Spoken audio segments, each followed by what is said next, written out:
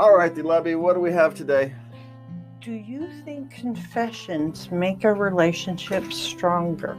Well, what the hell are we confessing? I suppose this is the issue here. Well, recently I had a confession, It wasn't a confession. But it was to me.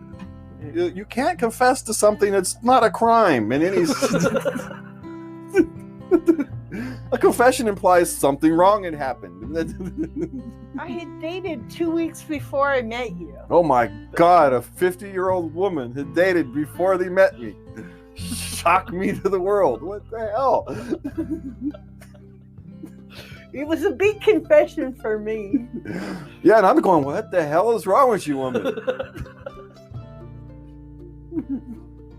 Again, and we're going to... My interest in this conversation has... the time we have discussed. We're still talking about it. And I still have no interest in it. Okay, so what kind of confessions would bring you closer? Emotional confessions is all I'm thinking of. I mean, but if you're talking about if you're talking transgressions, if you're talking a major transgressions, yeah, then your relationship is probably on the rocks anyway, and so the only way it's going to be solved is going to be confessional. It really is. If you want to save the relationship, if you've done something insanely stupid, right? You've broken one of the big four things, type thing, and the only way you can repair that relationship is through confessional. And it's not a likely thing, but it happens. You're not going to repair it by not confessing, because you're always going to have this untruth hanging over your head like the sword of Damocles.